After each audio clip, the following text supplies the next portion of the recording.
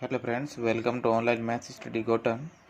कक्षा 10th का विषय गणित, जिसका चैप्टर नंबर 17 केंद्रीय प्रवृत्ति की माप का पार्ट फर्स्ट शुरू करेंगे आज। केंद्रीय प्रवृत्ति की माप के प्रकार, इसमें एक तो समांतर माध्य यानी मीन औसत, दूसरा है माध्यक या माध्यिका जैसे मीडियन, और तीसरा होता है बहुलक यानी मोड। पहला समांतर माध्य, इसे औसत भी कहते हैं। इसमें व्यक्तिगत श्रेणी के सभी आंकड़ों का योग करके कुल आंकड़ों की संख्या को उसमें भाग दिया जाता है, उसे निकालते हैं हम समांतर माध्य। इसमें दो तरह के आते हैं, एक तो बिना सारणी वाला और एक सारणी वाला। पहला शुरू करेंगे बिना सारणी वाले, जो 17.1 के अंदर है, जिसका एक सूत्र होता है समांतर माध्य, जो औसत में भी काम आता है, यानी राशियों की संख्या, राशियों का योग बटा राशियों की संख्या। उदाहरण जैसे प्रथम 10 विषम संख्याओं का समांतर माध्य ज्ञात कीजिए। यानी प्रथम 10 विषम संख्या निम्न है: 1, 3, 5, 7, 9, 11, 13, 15, 17, 19, यानी जिसमें 2 का भाग नहीं जाता है वो वाले। समांतर माध्य का सूत्र राशियों का योग बटा राशियों की संख्या। x बार बराबर 1 + 3 + 5, यानी राशियों का योग सभी संख्याओं को जोड़ना है, और बटे के अंदर टोटल संख्या 10 है, 10 का भाग देना है। इनका योग आया 100, 100 के अंदर 10 का भाग 10। अगला सेकेंड क्वेश्चन, यदि 3, 4, 8, 5, x 3, 2 और 1 का समांतर माध्य 4 दे रखा हो तो x का मान ज्ञात करो। तो समांतर माध्य का सूत्र होता है राशियों का योग बटा राशियों की संख्या। x बार बराबर 3 + 4 + 8 + 5 + x + 3 + 2 + 1, और ये संख्या है वो कितनी है, 8। x बार का मान यानी माध्य का दे रखा 4, बट्टे में रखा 1, इन सबको ऐड किया यानी 26 + x बट्टा में 8। इनको वज्र गुणा करना है। 26 + x को 1 से गुणा किया 26 + x, 8 को 4 से गुणा किया यानी 32। ये 26 इधर प्लस का है, उधर गए तो माइनस का, यानी 32 - 26, यहाँ पे बचेगा 6, यानी x का मान हो गया 6। अगला तीसरा क्वेश्चन है, 13 संख्याओं का माध्य 24 दे रखा है। यदि प्रत्येक संख्या में 3 जोड़ दिया जाए तो नए माध्य में क्या परिवर्तन होगा।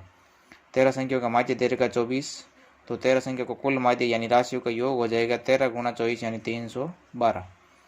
प्रत्येक संख्या में 3 जोड़ने में परिवर्तन, तो 13 संख्या टोटल 3 से गुणा करना यानी 39।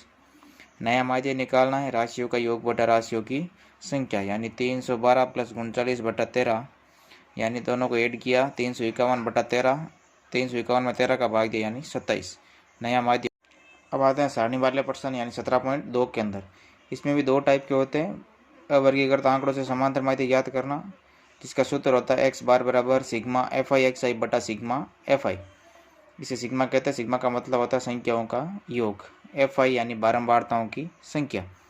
पहला क्वेश्चन, निम्न बारंबारता बंटन का माध्य ज्ञात कीजिए। कि सारणी दे रखी होती है, x का मान दे रखा है, f का मान दे रखा है, इसकी वापस सारणी बनानी है, और फिर तीसरे नंबर पे fi और xi यानी दोनों को गुणा करना है। 3 को 2 से गुणा किया 6, 5 को 4 से गुणा किया 20, 8 को 5 से किया 40, 11 को 3 से गुणा किया 33। सिग्मा fi यानी इस fi का जोड़ करनी है, 2 + 4 + 5 + 3 यानी 14।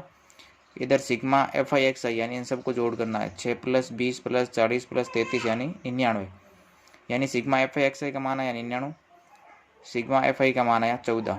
माध्य बराबर x बार सिग्मा fi xi बटा सिग्मा fi, यानी 99 बटा 14, 99 में 14 का भाग दिया यानी 7.07। अगला है दूसरा, यदि निम्न बंटन का माध्य 7.5 हो तो p का मान ज्ञात कीजिए। इसमें अभी x और f दे रखा है, माध्य दे रखा 7.5, p का मान निकालना। अब इसके अंदर xi दे रखा है, fi दे रखा है, पहले xi और fi निकालना है, यानी दोनों को गुणा करना है। 3 को 6 से गुणा किया 18, 5 को 8 से किया 40, 7 को 15 से किया 105, 9 को p से गुणा किया 9p, 11 को 8 से गुणा किया 88, 13 को 4 से किया 52। अब निकालना सिग्मा fi, यानी इन सबको ऐड करना है, 6 + 8 + 15 + p + 8 + 4 यानी 41 + p। ऐसे इन सबको जोड़ना है, सिग्मा fi xi, इसका मान आएगा 303 + 9p। माध्य सूत्र x बार बराबर सिग्मा fi xi बटा सिग्मा fi। माध्य दे रखा 7.5, इसका पॉइंट हटाया बट्टे में 10, सिग्मा fi xi का मान आया 303 + 9p, बट्टे में सिग्मा fi का मान आया 41 + p। 75 बटा 10, दोनों में 5 का भाग दिया, 75 में 5 का भाग 15 बार, 10 में 2 बार। इनको करना वज्र गुणा। 41 + p को 15 से गुणा किया और 303 प्लस 9p को 2 से गुणा करना है। 15 को 41 से गुणा किया 615, p को 15 से गुणा किया 15p, 2 को 3 से 3 से किया 606 प्लस 9 को 2 से किया 18p। 18p ये 15p उधर गया यानी माइनस का, और ये 606 प्लस का उधर गया तो माइनस का। 18p में से 15p निकाला 3p, 615 में से 606 निकाला यानी 9, p बराबर 9/3 यानी 3। तीसरा है, यदि निम्न बारंबारता बंटन का माध्य दे रखा है 1.46 है तो अज्ञात बारंबारता ज्ञात कीजिए। x और f दे रखा है, 2 खाली स्थान दे रखे हैं, उसमें हमारे को x और y मानना है। अगला x i दे रखा है, f i के अंदर हमने x और y मान लिया, खाली स्थान दे रखा है। अब निकालना पहला x i और f i। 0 को 46 से गुणा किया 0, 1 को x से गुणा किया x, 2 को y से गुणा किया 2y, 3 को 25 से गुणा किया 75, 4 को 10 से किया 40, 5 को 5 से गुणा किया 25। सिग्मा एफ आई यानी इन सबको जोड़ना है। इन सब का मान दे रखा है, सिग्मा एफ आई का मान 200 दे रखा है, और इन सबको ये जोड़ के किया 86 प्लस एक्स प्लस वाई। ऐसे ही निकालना सिग्मा एफ आई एक्स आई का मान, इन सबको जोड़ना है 140 प्लस एक्स प्लस 2y। चूँकि सिग्मा एफ आई का मान 200 दे रखा है यानी 86 प्लस एक्स प्लस वाई बराबर 200। एक्स प्लस वाई बराबर ये 86 प्लस का उधर गए तो माइनस का यानी 200 माइनस 86। ऐसे एक्स प्लस वाई बराबर 114 समीकरण 1 हो गई। माध्य x बार का सूत्र होता है सिग्मा एफ आई एक्स आई बटा sigma F I.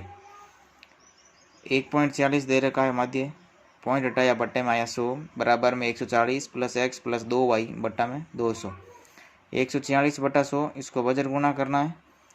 140 plus x plus 2y को किया 100 से गुणा, 146 को 200 से किया गुणा।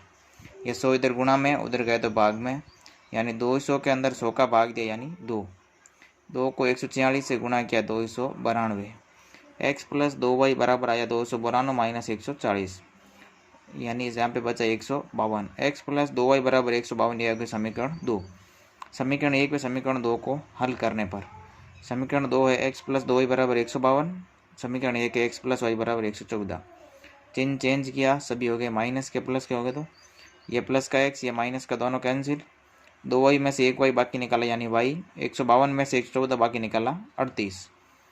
ऐसे ही y का मान समीकरण 1 में, समीकरण 1 दे रखी है x प्लस वाई बराबर 114, y की जगह रखा 38, x बराबर 114 माइनस 38 यानी x का मान आया 76। तो अतः इसका आंसर हो जाएंगे x बराबर 76, y बराबर